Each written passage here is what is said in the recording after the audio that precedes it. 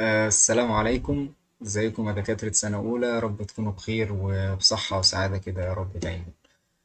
أحب أعرفكم بنفسي، أنا دكتور أحمد النجار. هكون معاكم إن شاء الله في شرح مادة الجنرال and Physical Chemistry. و نظام الشرح بإذن الله هيبقى عبارة عن جزئين.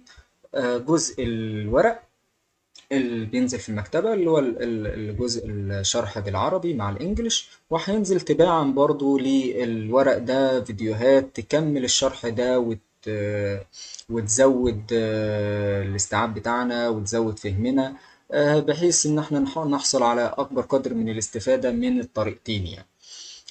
فهيكون في شرح فيديوهات وفي شرح الورق موجود مع حضرتك، فعشان تكمل ويبقى مش ناقصك حاجة وكملت الاستفادة بشكل كبير جدا. النهاردة معانا أول فيديو في مادة General Physical Chemistry، والفيديو ده يعني إيه هيكون عبارة عن مقدمة، وأنا بسميه دردشة لأن إحنا هنا يعني هنبدأ بس دخلة كده بسيطة في شوية مصطلحات ومفاهيم نفهمها. المحاضرة كلها فهم، ما فيهاش ولا كلمة حفظ أصلا. ما فيهاش اي حاجه حفظ، محاضره كلها فهم من اولها لاخرها. فالمحاضره دي انت ممكن تعتبرها دردشه، ممكن تسمعها وانت بتعمل اي حاجه، فموضوع بسيط جدا يعني. ولكن فايدتها كبيره جدا وهتوفر عليك مجهود وان انت تحفظ كلمات بعينها والكلام ده. انا مش محبذ جدا للناس اللي هي تحفظ كلمتين وخلاص، لان انت خلاص يعني انت دخلت الكلية خلاص وبقيت جزء من الصيادلة، فدكتور صيدلي خلاص ده مستقبلك. فخلاص طالما هو مستقبلك افهمه بقى يعني ادرسه بقى. فمش مش مش هنقعد نحفظ كلمتين ونخش الامتحان وخلاص. لا، خلاص ده مستقبلك ودي حياتك، فاهتم بيها عشان يبقى ليك كارير ويبقى ليك مستقبل كويس بإذن الله. بالنسبة بس بنقطة ممكن نتكلم فيهم دقيقتين بس قبل ما نخش في شرح المحاضرة، وهي طريقة مذاكرتك. ويا ريت يعني الطريقة دي تكون موجودة معانا على طول في أي حاجة احنا بنذاكرها، في أي حاجة احنا بنتعلمها، بحيث هتوفر عليك حاجات كتير. ألا وهي المصطلحات. أهم حاجة المصطلحات، يعني أنت طول دراستك هتلاقي مصطلحات كتيرة جدا بالذات في سنة أولى، لأن هي دي البداية. سنة أولى دي يا شباب بتبقى عبارة عن يعني مدخل، introduction دي معناها مقدمة لعالم الصيادلة بقى، اللي انت الكلية اللي انت داخلها يعني. فبطبيعة الحال هتلاقي فيه مصطلحات كتيرة جديدة عليك. انت كل مهمتك او كل المطالب بيه انك تفهم المصطلحات، تفهم معناها، لان هي هتقابلك بقى بعدين بقى، فهتقابلك بعدين بقى بعد كده ايه، في سنة تانية في تالتة في رابعة في خمسة هتدرس المصطلحات دي بالتفاصيل. فانت ما ينفعش تروح تدرس تفاصيلها وانت مش فاهم معناها. فكل حاجة مترتبة، يعني اي حاجة مترتبة على اللي قبلها. فسنة اولى دي يعني ايه، اطلع منها باكتر الاستفادة اللي هتطلع منها انك تكون فاهم المصطلحات، تكون فاهم انت بتدرس ايه، انت ايه الكلمة دي، ايه معنى الكلمة دي. ويعني لو مثلنا الموضوع بمثال بسيط، مثلا الطفل الصغير اول ما بيبدأ سنتين تلاتة يبدأ يقول كلمة بتاع مش عارف ايه، بيبدأ يتعلم شوية كلمات. يعني ايه باب، يعني ايه شباك، يعني ايه كوباية، يعني ايه تليفون. حاجات بسيطة بيبدأ كلمات مصطلحات يفهمها يعرفها. ثم لما يكبر بقى هيعرف ان الكوباية دي بتتكون من ازاز او ممكن تكون متكونة من بلاستيك. الباب ده هيعرف ان هو بيتكون من الخشب، مش عارف ايه بيتكون من ايه، وهكذا. فهي نفس الفكرة بالظبط يعني، ما اختلفتش كتير. فانت في سنة اولى بتعرف مصطلحات بتبني عليها بعدين، هتعرف بقى بعدين هي تفاصيلها ايه وبتتكون من ايه ودنيتها فين وراحة فين وجاية منين. فسنة اولى هي introduction، هي مقدمة ليك، بتبدأ تفهم فيها الدنيا ماشية ازاي والكلمات، وكأنك يعني لسه ناس بتتعلم، يعني كأننا أطفال لسه بنبدأ ناخد الكلمات، بحيث بعد كده هنفهم هي بتتكون من إيه أو بيحصل فيها إيه. فبس يعني يا ريت الجزئية دي والعقلية دي تكون عندك، المينتاليتي دي تكون عندك، بحيث ان احنا ايه تبني نفسك صح من البداية. فدي نصيحتي ليكم يعني. ومعلش لو المقدمة بس في الفيديو ده كانت طويلة شوية، ولكن يهمني جدا انك تبقى يعني شخص رايق كده، بتذاكر بروقان، عارف بتذاكر ايه، يعني انت عارف انت ده بتعمل ايه هنا. فاهم قصدي؟ بس ده كل الفكرة. هنبدأ في المحاضرة الأولى من مادة الجنرال فيزيكال كيمستري، وهي يعني الفيديوهات مش هتكون يعني الفيديوهات، أنا يعني فضلت إن احنا نخليها مثلا فيديو نص ساعة أو زيادة شوية. مش لازم الفيديو يحتوي على المحاضرة كلها. الفيديوهات كده كده كلها هتبقى معاك، هتنزل لك، وانت بس ايه محتاج منك ان انت تسمع الفيديو، ما يكون قصير لطيف بسيط، يعني تعدي امورك بيه على طول تفهمه، الدنيا ما تكونش تقيلة ومملة ورخمة فتفصل مني يعني. فبس دي كل الفكرة. ان شاء الله الفيديوهات هتنزل بشكل بسيط كده، نص ساعة شوية زيادة شويتين. محاضرة ممكن نقسمها على فيديوهين وهكذا، فبحيث الموضوع يكون بسيط ومش ممل بالنسبة لي. في تقسيمة المادة، يعني مش هنقعد نتكلم فيها. هي تتكون من جزء جنرال كيمستري وفيزيكال كيمستري، مش عاوزين نشغل بالنا بتقسيمة المادة، كده كده احنا هناخدها يعني. آه، ولكن هنبدأ في أول شابتر معانا اللي هو في الجنرال كيمستري. وهو لو قرينا العنوان مش هنفهم حاجة، ولكن خلينا نقراه برضو. وهو الكوانتم ثيوري اند ذا الكترونيك ستراكشر اوف اتومز. فيعني انا برضو سيبك من العنوان ده، هنشرح بس مفهوم صغير معنى كلمة كوانتم، وبعد كده انت هتلاقي نفسك هتقرا العنوان تاني هتفهم احنا المفروض هنتكلم عن ايه، او هيبقى مخيلتك وسعت بقى، عرفت احنا ممكن ايه الموضوع هيمشي ازاي. طيب، خلينا نتكلم. عندنا حاجة اسمها كوانتم فيزيكس. فيزيكس يعني فيزياء، وكوانتم بالعربي معناها الكمية، فهي الفيزياء الكمية. ده الفيزيكس يعني. في انواع فيزياء، في بقى انواع فيزياء كتير، علوم الفيزياء كتير قوي، فمنها الفيزياء الكمية. فخلينا نفهم يعني ايه كوانتم ده عشان نفهم واحنا بنتكلم فيه اصلا. كوانتم دي كلمة جاية من أصل لاتيني، وبرضو يعني معلومة أعرفها. وعلى فكرة يا شباب، يعني السلايد ده كله كده على بعضه، وأنا مش يعني أنا جايبه لك بس عشان أفهمك يعني إيه كوانتم، يعني إيه مش عارف الكلام ده، بحيث بس إيه تبقى أنت فاهم. لأن هيكون في بعد كده امتحانات أورا، امتحانات شفوي، بيسموها الاورال. الدكتور هيسألك سؤالين بتاع، فما ينفعش الدكتور مثلا يقول لك يعني ايه كوانتم ما تعرفش ترد يعني، فما انت يعني ضيعت منك درجات على الفاضي. وموضوع بسيط. فعشان كده بقول لك اهتم بالمصطلحات اللي هي الترمس، المصطلحات، بحيث هي تكون رايق وفاهم انت فين. فاهم قصدي؟ بس فالمصطلحات عموما، معظم المصطلحات في الطب وفي الصيدله ومجال الطب بتكون جايه من اصل لاتيني. فما علينا. يعني كلمه كوانتم هي جايه من اصل لاتيني. طب معناها ايه يعني جايه من اصل لاتيني؟ معناها ايه؟ قال لك هي the smallest unit of something. يعني ايه الكلمه دي يا سيدي؟ يعني هي اصغر وحده من الشيء. وانا دايما بحب اعرف كلمة كوانتم دي بالجملة بالعربي كده، اسمها ايه؟ اصغر جزء لا يتجزأ بيتكون منه الشيء. يعني ايه برضو الكلام ده؟ خلينا ناخد مثال بسيط كده، وهنعلى بيه للجزء العلمي اللي احنا عايزينه يعني. تخيل كده ان انت العملة المصرية مثلا الجنيه. الجنيه ده لو قلت لك هو بيتكون من ايه، هتقول لي من القرش. تمام. فالكوانتم، الكوانتم احنا بنقول ان هو اصغر جزء من الشيء، اصغر جزء بيتكون منه الشيء. فلو تخيلنا مثلا احنا معانا جنيه، العملة المصرية اصغر جزء فيها ايه؟ هو القرش. هل ينفع اقول لك نقسم القرش ده نصين؟ يعني في حاجه اسمها نص قرش؟ لا خلاص. هو في جنيه، الجنيه في نص جنيه، في ربع جنيه، بس ما فيش نص قرش، ما فيش ربع قرش. ما خلاص هو ده اقل قيمه يعني، اقل حاجه بيتكون منها العمله المصريه او بيتكون منها الفلوس، ايه هي القرش. فاحنا ممكن نقول عن القرش، طالما القرش ده هو اصغر جزء بيتكون منه الفلوس، ان احنا نقول عليه كوانتم. بس يعني ده اللي انا المثال ده يعتقد يوصل لك المعلومه بشكل بسيط جدا، ان الكوانتم هو اصغر جزء بيتكون منه الشيء. اي حاجه بقى، اي حاجه انت قيس الموضوع ده في حياتك بقى، طلع امثله براحتك. يعني انا جبت لك مثال الفلوس، الجنيه هيتكون من ايه؟ من قرش. ينفع تقسم القرش؟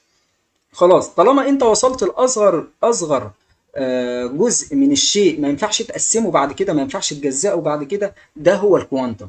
فببساطة خالص، ما فيش حاجة اسمها نص قرش، ما فيش حاجة اسمها ربع قرش. فخلاص، هو القرش ده أقل قيمة في الفلوس، أقل جزء، أصغر جزء بيتكون منه الفلوس، فنقدر نقول عليه كوانتم. ناخد المثال ده ونحاول نعلى بقى شوية لجزء ايه علمي، شوية جزء ساينتفك كده، ايه علمي، اللي هو اللايت مثلا. قال لك اللايت ده بيتحرك في شكل موجات، واللايت ده عبارة عن طاقة، او في الاول وفي الاخر طاقة. فالطاقة دي عشان نعبر عنها لازم نعرف أصغر جزء منها. أصغر الجزء الطاقة دي، عشان نعرف ندرس الطاقة ونشوف ونقيسها. الطاقة اللي هي بتاعة الضوء دي، عشان نقيسها لازم نعرف هي أصغر جزء فيها إيه. مش إحنا عشان نقيس الفلوس، عشان نقول مش هو الجنيه في الفلوس في 100 قرش، صح؟ انت كده قست الجنيه ازاي؟ بالقرش اللي هو اصغر وحده موجوده في الفلوس. فنفس الموضوع برضو ايه، يعني حاول تربطه كده وتعليه للحاجات الطاقة وللضوء والكلام ده. ان الضوء عبارة عن طاقة، عشان انت تقيس الطاقة دي وتبدأ تتكلم عنها، تبدأ تفهمها، فلازم تجزأها بقى، تعرف أصغر جزء منها. فأصغر جزء من الطاقة بتاعة الضوء هو الفوتون، بيسموه الفوتون، هندرسه يعني جاي وهندرسه. فالفوتون ينفع تجزأه؟ لا، زي القرش بالظبط، ما ينفعش تجزأه. فهو اصغر وحده في الطاقه بتاعه الضوء هو الفوتون. فالفوتون ده نقدر نقول عليه كوانتم. فاظنك كده يعني فهمت معنى كلمه كوانتم دي، اللي هو ايه؟ هي the smallest unit of something، اصغر وحده من الشيء. شوف انت الشيء ده كاننا كده، يعني الطاقه بتاعه الضوء كده كانها شريط فردنا، قعدنا نقسمه ونقطعه حتت صغيره، لغايه الحته الصغيره دي مش هنقدر نقسمها تاني خلاص. فاصغر حته بقى مش هنقدر نقسمها تاني، هي دي الكوانتم، هي ده الفوتون. زي القرش بالظبط، مش القرش بتاعنا كان الكوانتم في الفلوس؟ ايه هو الفوتون؟ كوانتم في الايه، في الضوء. فيظنك كده ايه، بدأت تفهم معنى كلمة كوانتم، ايه مصطلح كوانتم ده ايه. تمام، هو اصغر جزء بيتكون منه الشيء، بس بشرط ان الجزء ده ما ينفعش يتجزأ تاني، ما ينفعش نقسمه نصين. القرش ما فيش حاجه اسمها نص قرش، ما فيش حاجه اسمها ربع قرش، هو قرش اصغر حاجه. الفوتون نفس الكلام، كأن الفوتون ده هو القرش، ما فيش حاجه اسمها نص فوتون، ما فيش حاجه اسمها ربع فوتون. خلاص، هو فوتون ده اصغر حاجه بيتكون منها الطاقه بتاعه الضوء، فالفوتون ده بيساوي واحد كوانتم. تمام كده؟ طيب، في بقى اللي هو زي ما قلنا الفيزياء لها علوم كتيرة وفروع كتيرة، فمن ضمن الفروع دي الكوانتم فيزيكس. الكوانتم فيزيكس دي قال لك ايه يا سيدي؟ هي فرع، برانش، كلمة برانش دي فرع من الفيزيكس اللي هي الفيزياء، فرع من الفيزياء. طب ماله يا عم الفرع بتاع الفيزياء ده؟ قال لك بيدرس ستاديز، بيدرس ايه؟ سلوك، behavior. طب سلوك ايه؟ سلوك السب اتوميك بارتكلز، السب اتوميك بارتكلز. ولو ترجمناها ترجمة حرفية هي ايه؟ الجزيئات تحت الذرية. يعني بقى برضو انا عايزك برضو ايه، اضيف لك معلومة بسيطة كده. زي ما قلنا ان المحاضرة دي في الاول وفي الاخير هي عبارة عن شوية دردشة، تمام؟ بنفهم بس الدنيا ماشية ازاي، الدخلة بتاعتنا ازاي. كلمة صب دي يا شباب لما بتتحط قبل اي كلمة هي معناها، هي محطوطة عشان تديك ايحاء ان الحاجه اللي انت بتتكلم عنها دي هي صغيره جدا. بس دي كل الفكره. يعني جزيئات ذريه او جزيئات تحت ذريه، وبقول لك جزيئات تحت الذريه يعني اصغر من الذره. يعني الجزيئات اللي انت بتتكلم عليها دي اصغر من الذره، تحت الذره. فكلمه صب عموما مش هتلاقيها هنا بس، لا ده هتلاقي كلمه صب دي محطوطه قبل حاجات كتير. فعشان انت ما تشغلش بالك، هو ليه بيحط صب؟ ما يحط اتوميك، ما يقول جزيئات ذريه وخلاص، يا عم كده كده صغيره. لا، هو عاوز يديك احق بس ان هي فعلا صغيره، اصغر بكتير، بس دي كل الفكره. فهتلاقي صب دي في حاجات تانية بقى، فانت هتبقى عارف بقى خلاص لما تتحط قبل الكلمه هي ايه، عشان تديك احق ان الحاجه اللي انت بتتكلم عنها صغيره قوي، صغيره خالص. فزي ما قلنا الكوانتم فيزيكس دي فرع من فروع الفيزياء، بتدرس سلوك الجزيئات تحت الذريه اللي هي السب اتوميك بارتكلز. طب الجزيئات تحت الذريه دي بتبقى عامله ازاي او عباره عن ايه؟ فمثلا لو خدنا الذرة يا سيدي، خلينا نكبر الصورة دي بس كده. اهو بيقول لك السب اتوميك بارتكلز اللي هي الجزيئات تحت الذريه، عندنا منهم ايه؟ عندنا منهم ثلاثه، اللي هم مين؟ اللي هم يعني الذره، اللي هم الجزيئات اللي بتكون الذره، اللي هم البروتونات والنيوترونات والالكترونز، اللي هي البروتونز نيوترونز الكترونز. تمام كده. ومعلومات بسيطه عنهم كده، الحاجات دي لسه هندرسها بعدين ان شاء الله بالتفصيل. ان الذره بتتكون طبعا من ايه؟ من نيوكلاس. نيوكلاس اللي هي النواه بتاعه الذره. نواة الذرة دي بتتكون من ايه؟ من البروتونات والنيوترونات، بروتونز ونيوترونز. البروتون زي ما احنا عارفين برضو من ايام الثانوي هي ايه؟ بيبقى لها بوزيتيف تشارج. والنيوترونات بيبقى عبارة عن ايه؟ بيبقى لها نيوترال تشارج، يعني هي شحنتها متعادلة، لا سلبة ولا موجبة. تمام كده. يعني بوزيتيف تشارج دي اللي هي الشحنة موجبة. بروتون بيحمل شحنة موجبة اللي هي بوزيتيف تشارج. النيوترون اللي شحنته بتكون نيوترال متعادلة، لا بوزيتيف ولا ايه ولا نيجاتيف. فالنواة بتاعت الاتوم بتتكون من ايه؟ من البروتونات اللي هي موجبة الشحنة، والنيوترونات اللي هي متعادلة الشحنة. وطبعا بيكون موجود حوالين النواة ديت في مدارات كده اللي هو الإلكترونات، وطبعا بتكون نيجاتيف تشارج اللي هي شحنة، بيبقى لها شحنة سالبة يعني. طيب دي برضو نفس الكلام بس يعني صورة مختلفة. ادي النواة بتتكون من النيوترونات، بتتكون من البروتونات موجبة الشحنة وحواليهم الإلكترونات سالبة الشحنة. برضو اللي عايزك تطلع منه من السلايد دي، زي ما قلت لك السلايد دي اساسا يعني انا اللي جايبها لك، انا بس بحاول اعرفك منها يعني ايه كلمة كوانتم، يعني ايه كوانتم فيزيكس، يعني عشان بس ما حدش ايه يتفزلك عليك مع دكتور مثلا في امتحان اورال ولا حاجة يسألك سؤال، تبقى فاهم الدنيا من الاول كده. وزي ما قلت لك انت اهم حاجة في سنة اولى بالنسبة لك هي حتة المصطلحات، افهم المصطلحات صح، الدنيا بعد كده هتلاقيها ماشية في السلاسة منه يعني. طيب الكوانتم زي ما قلنا اصغر وحده، ذا سمولست يونت، سمولست يونت اصغر وحده بيتكون منه الشيء. واظن ان احنا خلاص بقى من المثال بتاع الفلوس ده المعلومه قربت لنا كتير قوي. والكوانتم فيزيكس هو ده العلم اللي بيدرس الوحدات دي. هو بقى الكوانتم فيزيكس ده العلم اللي بيدرس الفوتون، العلم اللي بيدرس مش عارف اللي بيدرس الالكترونات البروتونات النيوترونات اللي هي السب اتوميك بارتكلز اللي احنا اتكلمنا عليها. فدي كده بس ايه سلايد بسيطة تعرفنا الدنيا ماشية ازاي. مقدمة كده عن مصطلح كوانتم ده عشان تبقى ايه شخص رايق كده وفاهم الدنيا ماشية ازاي.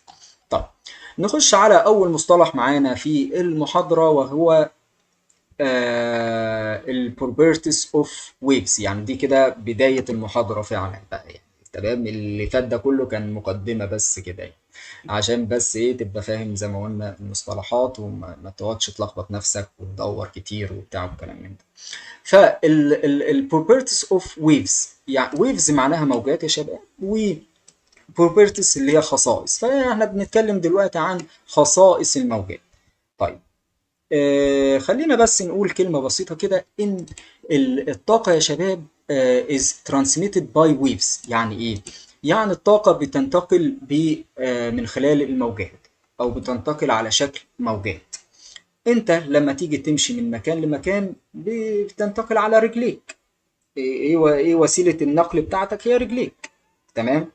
فالطاقة برضو عشان تتحرك من مكان تروح لمكان بتتحرك في شكل ايه؟ في شكل موجات. هي كأن وسيلة النقل بتاعها بتكون على شكل موجات. احنا بوسيلة النقل بتاعنا ممكن نتحرك على رجلينا، بنتحرك على رجلينا في شكل مستقيم، نتحرك بالطيارة، نتحرك بالعربية. شكلنا يعني الشكل اللي بنتحرك بيه بيكون ازاي؟ هي نفس الموضوع في الطاقة. عشان تنتقل من مكان لمكان، تمشي من مكان لمكان، تتحرك من مكان لمكان، فبيكون على شكلها بيبقى عامل ازاي؟ شكل الموجات. نفس الحوار كده، موجات اهو، موجة موجة، نفس الكلام. هي كلها صور مختلفة بس ايه توريك إيه هي رسم كراتيري كده يوصل لك بس فكرة هي الطاقة بتنتقل موجات ازاي.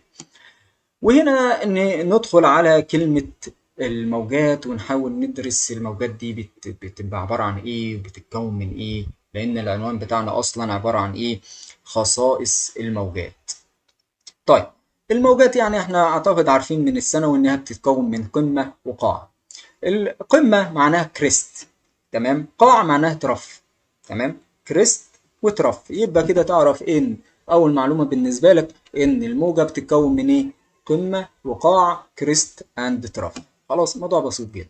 طيب، آه برضو كلمة كريست دي ممكن يعني حد يبدلها لك كده بكلمة بيك. هي الكلمة الساينتفك أو الكلمة العلمية الأدق طبعا إن هي إيه تبقى كريست، ولكن كلمة بيك دي أصلا معناها مش قمة، يعني هي كلمة قمة أصلا معناها الجزء ده كله. دي معناها القمة، قمة الجبل اللي هو الجزء القمة كله. لكن بيك هي اقصى نقطة في القمة، بس دي كل الاختلاف يعني. ولكن يعني ساعات الناس بتحطها مكان بعضها، ما فيش اي مشكلة يعني. لا اللي انا عايز اوصلك، لقيت كلمة بيك تمام، لقيت كلمة كريست تمام، الاتنين واحد يعني، ما تشغلش بالك بالموضوع ده يعني. فعندنا زي ما قلنا ان الموجة او الويف بتتكون من كريست وترف، تمام.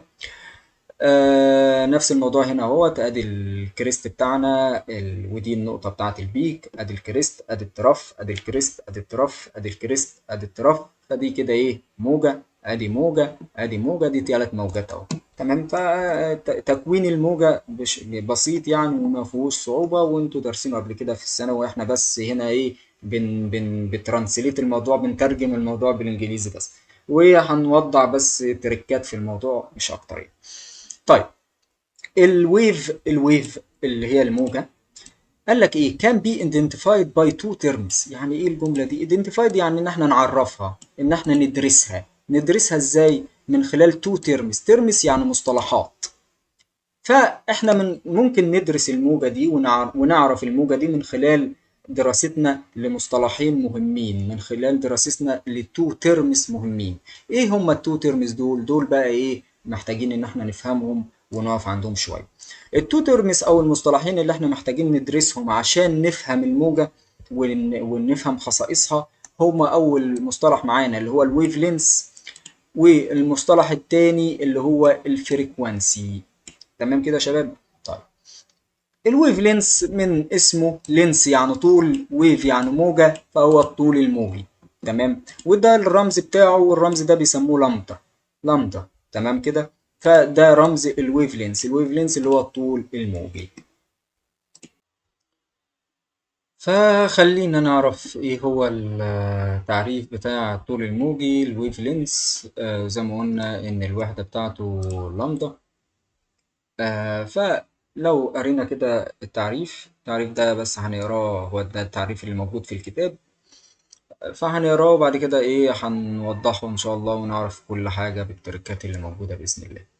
فبيقول لك هو ايه طول الموجي ده عبارة عن ايه؟ قال لك عبارة عن distance اللي هي مسافة. مسافة ايه بقى؟ ايه المسافة دي؟ قال لك هي المسافة بين، المسافة بين ايه؟ بين two identical points، بين نقطتين متطابقتين. يعني الويف لينس ده هو المسافة بين نقطتين متطابقتين، نقطتين متتاليتين، سميها زي ما انت عايز تسميها، بس بشرط ان انت تكون على سكسسيف ويف، يعني موجة ناجحة اللي هو موجة كاملة يعني. فالنقطتين دول يعملوا لك موجة كاملة، النقطتين اللي انت هتحطهم دول يعملوا لك موجة كاملة، فتقيس المسافة بينهم. فطالما قيست المسافة بينهم فهو ده الايه؟ الويف لينث. خلينا ناخد الكلام ده بمثال عملي اكتر عشان الامور تبقى واضحة ايه في دماغنا بشكل افضل يعني. فاحنا اتفقنا ان الموجة عبارة عن ايه؟ عبارة عن كريست وعبارة عن ترف. كريست اند ترف يعملوا ايه؟ موجة. ادي الكريست او القمة مع القاع اللي هو الترف، دي كده موجة. فمثلا لو احنا خدنا نقطة من عند الكريست دي، فالقمة الجاية امتى؟ او النقطة الجاية عند القمة الجاية امتى؟ هي دي، صح كده؟ احنا بنقول ان دي قمة، ادي القاع، القمة الجاية امتى؟ القمة الجاية هتبقى فين؟ هنا، صح كده؟ فدي نقطة، والنقطة اللي زيها بالظبط اللي جاية بعدها بالظبط هي فين؟ هي هنا عند القمة دي. فالمسافة بينهم ده ويف لينس، ده 1 ويف لينس، يعني ويف لينس واحد اهو، تمام كده. فمثلا لو خدنا برضو المسافة بين الترف ده عند النقطة دي عند القاع ده، القاع اللي جاي بعده فين؟ اهو، تمام كده. نقطتين زي بعض بالظبط متتاليين لبعض، متتاليين لبعض اهو. ادي النقطة هنا، النقطة عند الطرف الجاية هنا، فده ايه؟ ويف لينس. طيب، حد يسألني سؤال، هل الويف لينس هو عند المسافة بين القمة والقمة بس أو القاع والقاع بس؟ لا، ده المسافة بين أي نقطتين متطابقتين، نقطتين زي بعض، نقطتين يحققوا لي موجة كاملة، أي نقطتين يحققوا لي موجة كاملة، المسافة بينهم هو الويف لينس. فعشان نفهم الكلام ده أكتر، تعالى ناخد النقطة دي مثلا. هل النقطة دي عبارة عن قمة؟ عبارة عن قاع؟ لا، هي ده نقطة اهو عند خط الوسط اللي هو الخط اللي ماشي ده. فأنا خدت النقطة دي. فالنقطة اللي زيها اللي جاية امتى؟ هي معنى ايه النقطة اللي جاية دي؟ ايه النقطة اللي جاية دي؟ يعني ايه خصائص النقطة اللي مفروض انا احدد عندها النقطة التانية دي؟ مفروض خصائصها ايه او احددها ازاي؟ فببساطة خالص، يا شباب، النقطة، انت عند اي نقطة حط هنا، دي نقطة اهو، تمام كده. فالنقطة دي هتبدأ تتكرر امتى او هتبدأ تبتدي امتى من جديد؟ ما هي الموجة يا شباب ما بتنتهيش، يعني ما فيش حاجة اسمها موجة واحدة بس، لا، ده موجات، موجات. يعني احنا بنقول دي قمة ودي قاع، ادي موجة، ادي قمة كمان وادي قاع، ادي كمان موجة، ادي قمة كمان وادي قاع، ادي تالت موجة، وهكذا بقى، كمل بقى. فالموضوع ما بيبقاش موجة واحدة، لا، ده موجات كتيرة قوي يعني. ف النقطة اللي انت هتحددها، النقطة اللي زيها بالظبط، هي النقطة اللي لما امتى هتتكرر، امتى هتبتدي من جديد، امتى الموجة هتبتدي من جديد. فاحنا لو خدنا النقطة دي اهو، النقطة دي هي بداية الترف، صح كده؟ ما احنا قلنا دي قمة، بداية الترف عند النقطة دي، صح كده؟ هنبدأ نشوف هو الترف الجاي هيبتدي امتى. بس يبقى انت كده المسافة بين النقطتين ايه؟ متطابقتين فعلا. فلو خدنا عند النقطة دي، ادي القاع اهو، القاع الترف اهو بدأ يزيد معانا، يشتغل معانا، وبعد كده انتهى الترف، دخلنا على القمة، بدأنا، خلصنا القمة، بدأنا في قاع جديد. طالما بدأنا في قاع جديد، احنا كنا بادئين عند قاع وانتهينا عند بداية القاع الجاي. فإذا هي دي كده المسافة اللي بين النقطتين المتتاليتين اللي تحقق لي طول موجي أو ويف لينس واحد. فأظنك كده يعني إن شاء الله إيه فهمت الفكرة، إيه إيه هو المسافة اللي بين النقطتين المتطابقتين أو المتتاليتين، أو أيا يكن التعريف اللي هيجي لك، مش هيفرق معايا، أنا فارق معايا فهمك. أنت ما تقعدش تحفظ لي المصطلح ده، ما تقعدش تحفظ لي التعريف ده. أنا بعمل لك كده عشان أفهمك إن أنت خلاص حط ده في اللاوعي يا باشا وخلاص، فك دماغك. الموضوع مش حفظ، طالما فهمت انتهى الحوار. فيعني هنا بقى ايه، انا حاطط لك شويه تعريفات، كذا تعريف كده، بحيث ايه جالك بقى في ام سي كيو، حد سالك مش عارف ايه، تبقى انت كل الحاجات ايه، كلها قدامك، عرفت كل الافكار. فمش مش محتاج ايه، مش محتاج انك تفكر تعمل، لا خلاص، ما تضيعش منك درجات في حاجات خايبه يعني. فمثلا قال لك الويف لينس ممكن يبقى عباره عن ايه؟ عبارة عن المسافة بتاع سايكل كاملة. ما هي برضو بص يا شباب، الموجة دي ممكن إن سايكل دي يعني لفة، دايرة، لفة، تمام. فهي الموجة عبارة عن ايه؟ قمة وقاع، القاع بيسلم قمة، القمة بتسلم قاع، وهكذا، هي عمالة تدور حوالين نفسها كأنها لفة كده. فاللفة الكاملة دي عبارة عن ايه؟ عبارة عن ويف لينس، صح كده ولا ايه؟ تمام. برضه ليها تعريف تاني، اللي هو التعريف ده بس بشكل مختلف شوية برضه، عشان إيه لو حد تذاكى عليك ولا حاجة. هو بيقول لك ايه، ان هو عبارة عن الهوريزونتال ديستانس. هوريزونتال دي معناها افقي، افقي، الكلمة دي هتقابلها كتير بقى في حاجات كتير، في مواد كتير، فاعرفها من دلوقتي اهو. هوريزونتال اللي هي افقي، اللي هو الخط الافقي. فهي المسافة الأفقية، ما احنا بنقيس فعلا مسافة أفقية اهو، تمام، مسافة على خط مستقيم، تمام. from any point، من أي نقطة على الموجة، لغاية until دي لغاية امتى بقى؟ لغاية ما تبدأ النقطة دي تتكرر من جديد. until where it begins to repeat، لغاية ما تبدأ تتكون أو تبدأ تتعاد من جديد. ده اللي احنا بنقوله. احنا كنا لما قلنا هنا اهو ان خدنا نقطة عند بداية الترف ده، فالنقطة اللي بعدها ايه؟ عند بداية الترف الجديد، صح كده؟ فهي النقطة دي بدأت تتعاد امتى؟ هنا. فالمسافة بينهم ويف لينث، صح؟ فده ايه شرح التعريف ده. او ببساطة خالص ممكن نقول ان هي المسافة بين قمتين، ادي قمة المسافة بينهم ويف لينث، المسافة بين قاعين، المسافة بين القاعدة او القاعدة ويف لينث، تمام. فانت كده ايه اعتقد يعني موضوع الايه اللعب بالالفاظ في حتة الويف لينث وهو بمسافة بين ايه وايه ومش عارف الكلام ده خلاص اتلم قدامك اهوت في كلمتين ثلاثة وانت فهمته، مش محتاج تحفظ اي حاجة. طيب نخش بس على ال الوحدات بتاعه الويف لينس. الويف لينس احنا بنقول عباره عن ايه؟ عن مسافه، صح كده؟ المسافه هنقيسها بايه؟ هنقيسها بالمتر، تمام. فبيقول لك ان اللامدا، خلاص احنا عرفنا ان اللامدا دي هي رمز الويف لينس، سواء شفت ديت او شفت الويف لينس فالاثنين واحد.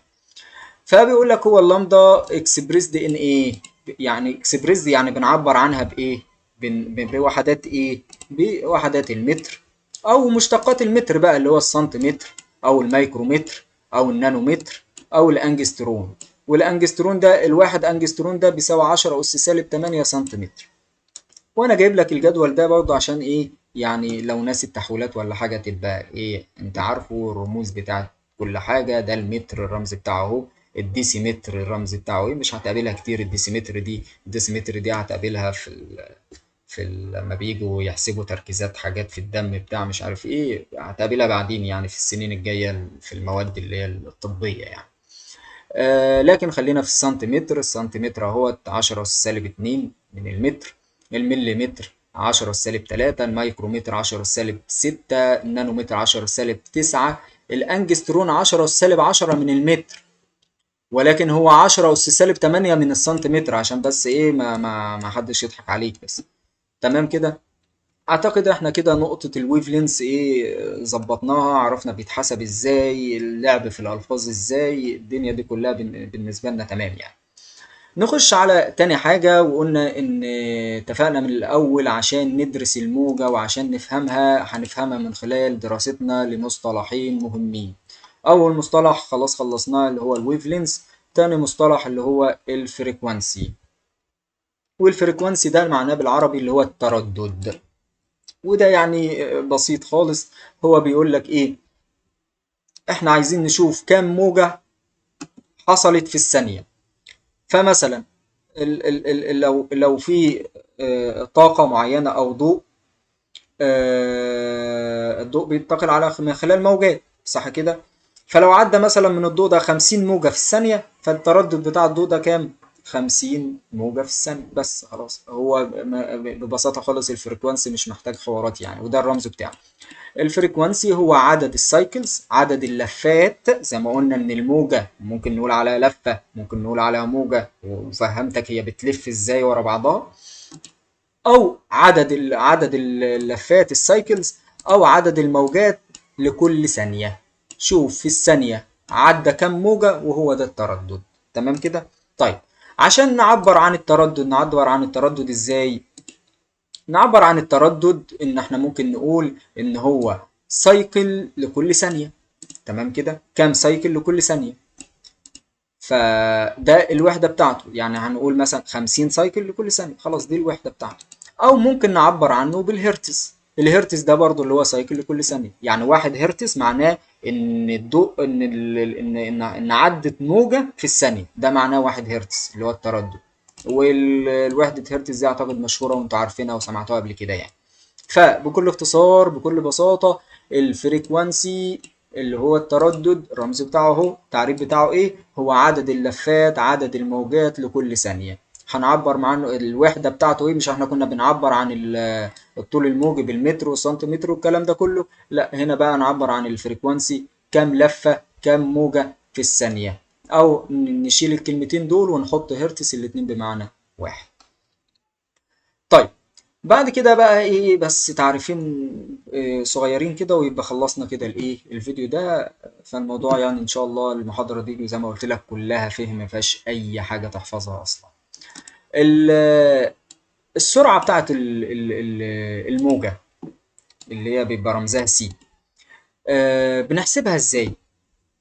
بنحسبها من خلال ان السرعة بتساوي الطول الموجي في التردد. الطول الموجي في التردد. تمام كده، دي هي السرعة.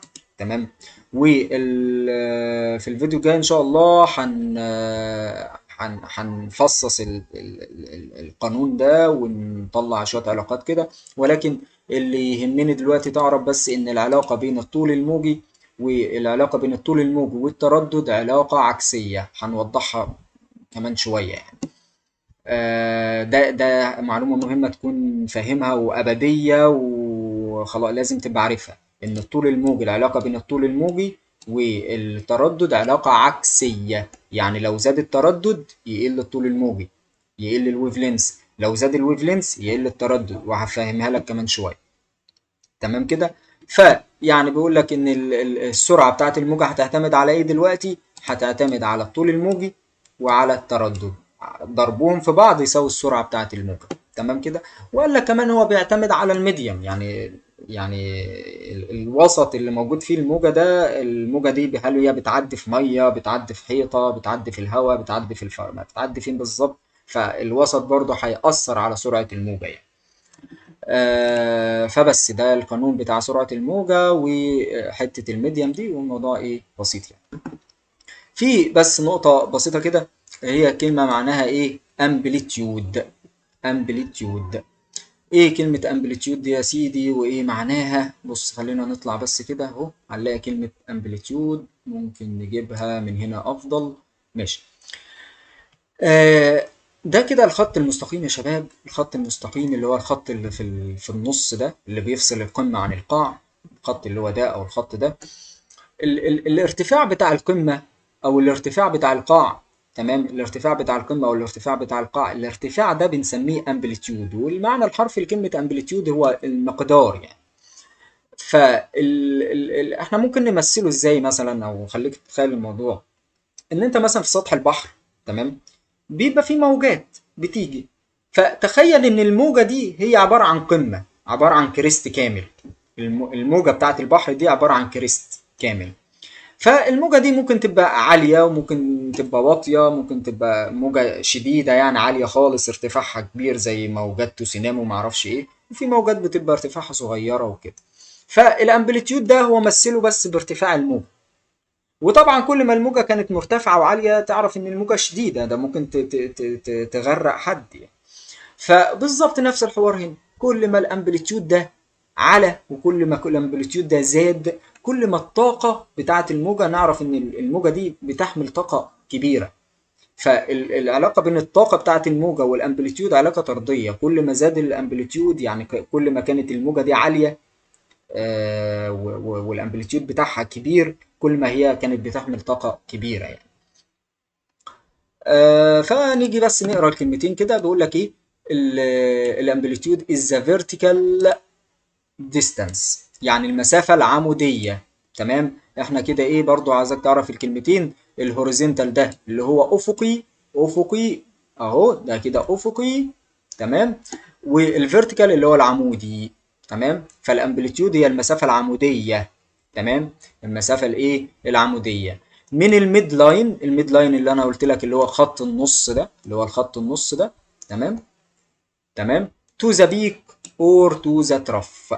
تمام. يعني انت هتيجي عند خط النص كده، تاخد تطلع اما للبيك، اعلى نقطة في الكريست زي ما وضحت لك قبل كده، او انك تاخد من خط النص ده وتنزل عند اقل نقطة في القاع.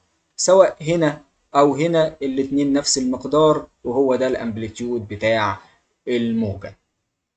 وزي ما قلت لك ان طول ما الامبليتيود ده كان كبير تعرف ان الموجة عندها هاي انرجي، عندها طاقة عالية، فالعلاقة بينهم طردية. الامبليتيود الكبير بيعبر عن ان الطاقة دي، ان الموجة دي فيها طاقة كبيرة يعني. وهنا بس ايه ندردش كلمتين كده والموضوع كده بالنسبة لنا، والفيديو كده بالنسبة لنا خلاص يعني. آه الويف لينس طبعا زي ما قلنا ان هو بالسنتي ولا الميكروميتر ولا المتر ولا النانوميتر، المهم المسافة. فالويف لينس ده ممكن يبقى قصير ممكن يبقى طويل. فالويف لينس ده لما يبقى قصير كده اهو المسافه بين قمتين اهو، زي ما اتكلمنا قبل كده. خلاص بقى مش هنقعد نشرح فيها كل شويه، انت فاهمها دلوقتي اهو. فالمسافه بين قمتين اهو، المسافه بين قمتين دلوقتي ايه صغيره، لكن لو رحنا هنا المسافه بين قمتين كبيره. تمام، فالويف لينس ده ممكن يبقى كبير ممكن يبقى قصير. تمام، فاهم قصدي؟ طيب، عايزك تلاحظ حاجه بقى. لما الويف لينس كان كان قصير، لقيت ان في موجات كتيره. تمام، في موجات كتيره اهو. تخيل مثلا ان ديت المسافه من اول الحته دي، او الزمن، خلينا نقول الزمن من اول الحته دي لغايه الحته دي عباره عن ثانيه، والويف لينس زي ما قلت لك صغير اهو، فعدى خلال الثانيه ديت موجات كتيره. تمام كده. طيب خلينا نيجي بقى للحته دي، وهنا برضو المسافه من هنا لهنا، والزمن خلينا ان الزمن معلش الزمن من هنا لهنا ثانيه. تمام كده. طيب الويف لينس هنا كبير، هنا الويف لينس قصير شورتر، وشورتر ويف لينس لونجر ويف لينس. فلما الويف لينس كان كبير، لقينا ان عدد الموجات اللي احنا اتفقنا ان الزمن من هنا لهنا ثانيه، فلقينا ان عدد الموجات اللي عدت خلال الثانيه قليلة. يعني هنا عدت موجات كتيرة خلال الثانية، هنا عدت موجات قليلة خلال الثانية. ده بسبب ايه؟ بسبب ان في الحالة الأولانية كان الويف لينس ايه؟ قصير، ففي موجات كتير عدت. لكن هنا الويف لينس كان كبير، ففي موجات قليلة عدت. تمام. وده يخليك ترجع لما قلت لك ان العلاقة بين الويف لينس وبين الفريكوانسي اللي هو التردد علاقة عكسية. لما الويف لينس كان صغير التردد زاد، لان احنا قلنا ان التردد ده عبارة عن عدد الموجات اللي بتمر خلال الثانية، واحنا اتفقنا ان المسافة من هنا لهنا او الزمن من هنا لهنا هو عبارة عن ثانية. فخلال الثانية دي لما الويف لينس كان قليل عدى موجات كتير، فالتردد كان كبير. لكن لما الويف لينس كان كبير عدى عدد موجات قليل، فالويف لينس بقى قليل. فلما فالفريكوانسي بقى قليل. فالويف لينس لما يبقى كبير الفريكوانسي هيبقى قليل، لكن الويف لينس لما يبقى قصير صغير الفريكوانسي هيبقى زيادة. تمام. ودي نفس الايه نفس او بتوضح لنا نفس المعلومة اللي انا بقولها لك، يعني ان هنا بيقول لك اهي 1 ثانية، الحتة دي من الحتة الصفرة دي، من الاول الحتة الصفرة دي لغاية نهايتها الزمن بتاعها 1 ثانية.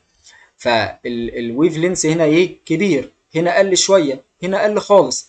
فلما قل خالص عدى خلال الثانيه دي كام؟ 4 موجات، 4 هرتز اهو. تمام. لما الويف لينس زاد شويه عدى كام موجه؟ 2 هرتز اهو. لما الويف لينس زاد خالص فعدى كام موجه؟ موجه واحده بس. فده برضو يثبت لك المعلومه ان العلاقه بين الويف لينس والفريكوانسي علاقه عكسيه. كل ما زاد الويف لينس قل التردد، كل ما قل الويف لينس زاد التردد. الويف لينس هنا كان قليل التردد بقى 4. تمام. الويف لينس هنا كان زايد التردد بقى 1.